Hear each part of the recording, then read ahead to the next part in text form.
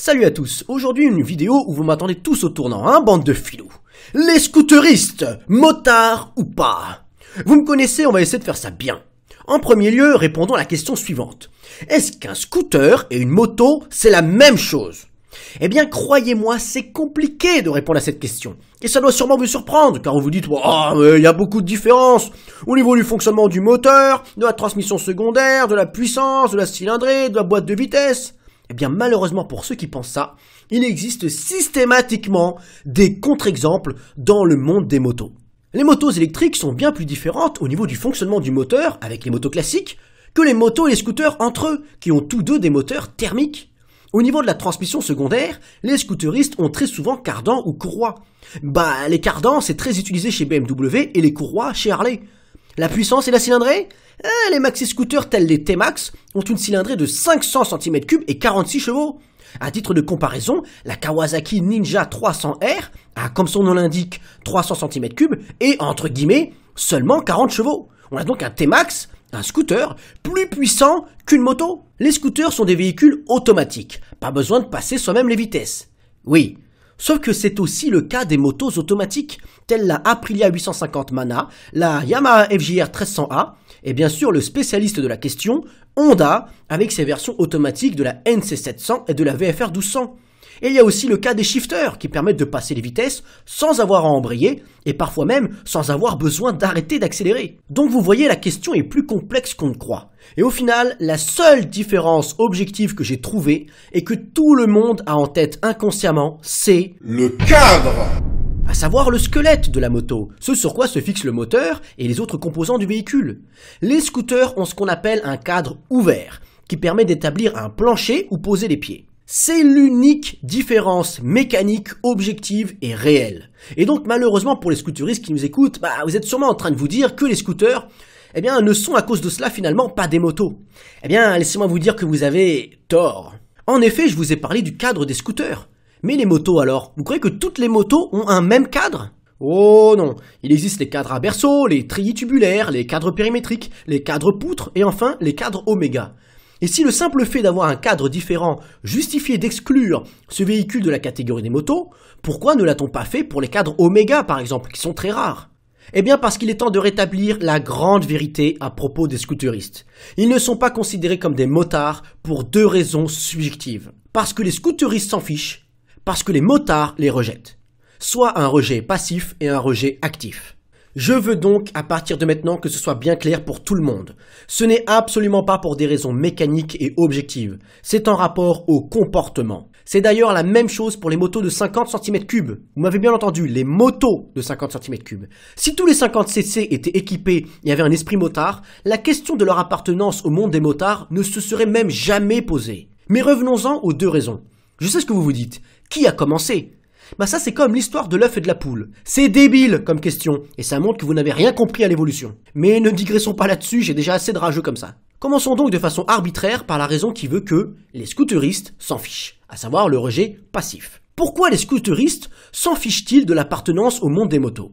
En 4 mots, simple moyen de locomotion. Pour la plupart d'entre eux, et attention, pas tous, j'insiste là-dessus, on va y revenir plus tard, ce n'est qu'un moyen pratique de relier un point A à un point B.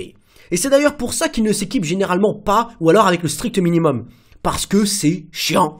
Leur principal objectif est la praticité. Un véhicule automatique, c'est pratique. Un casque jet, c'est pratique. Les rangements, c'est pratique. La position assise est pratique. Le petit gabarit, c'est pratique. Une petite cylindrée, ça consomme peu, c'est pratique. Un cadre ouvert, ça fait un plancher plat. On peut y mettre ses pieds ou un sac, c'est pratique. Le prix d'achat est plus faible en général, c'est pratique. Il y a une selle passager relativement confortable, c'est pratique. Selon les modèles, pas besoin de permis pour le conduire, c'est pratique. Et c'est adapté à la ville. En gros, ce sont les avantages d'une moto sans les inconvénients. Vous ne me croyez pas? Vous voulez voir l'exact opposé de tout ça? Voici un bobber de chez Harley-Davidson.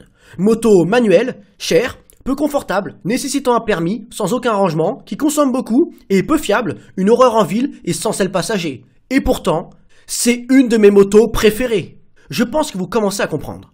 C'est ça qui fait que les scooteristes s'en fichent. L'appartenance au monde des motos, ça n'apporte rien de pratique.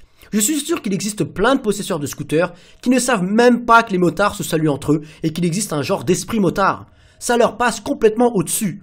Pour eux, c'est un moyen de transport pratique, un genre de vélo où il n'y a pas besoin de pédaler et avec plein de rangements, rien de plus. Demandez à un motard une liste de ce qu'il adore dans la moto. Il vous répondra peut-être la praticité, mais jamais en première position. Ce sera plutôt la sensation de liberté, l'adrénaline, la mécanique, ou encore la sensation d'appartenance à un groupe, mais pas la praticité.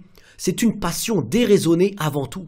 Et c'est cela qui nous emmène au deuxième point. Les motards rejettent les scooteristes, c'est le rejet actif. Tout à fait similaire, en Europe du moins, à la tendance qu'ont certains de se moquer de ceux qui conduisent des voitures automatiques. C'est un truc de vieux, pour les assister, y a pas de plaisir de conduite, puis ça a pas de sens en termes mécaniques. Je suis désolé de vous le dire, mais c'est faux. Le plus grand motoriste du monde est presque unanimement reconnu comme étant Honda, et plus largement les Japonais. Leurs moteurs sont increvables.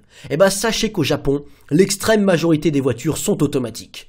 Parce que d'un point de vue pragmatique et pratique, c'est un mode de transmission supérieur au quotidien. Par contre, il est vrai que ça offre moins de sensations de conduite et que ce n'est pas optimisé pour la compétition. Ce que les motards les moins tolérants reprochent aux scooters, c'est de conduire un 2 roues motorisé comme s'ils prenaient le bus. Il n'y a pas de passion derrière, et c'est ça qui les énerve.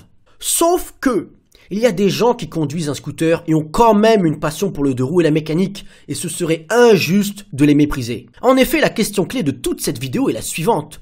Quand deux motards se saluent, ils saluent le véhicule ou la personne qui conduit? En vérité, les scooters sont des motos, mais possédés en majorité par des gens qui n'ont pas l'esprit motard. Et c'est cela qui a fait sortir cette catégorie du monde de la moto dans l'imaginaire collectif. Mon message aux scooteristes qui écoutent cette vidéo est que si tu es passionné par la moto et ton 2 roues motorisé, sache que pour moi, tu es un motard, à la différence près que tu roules sur un scooter.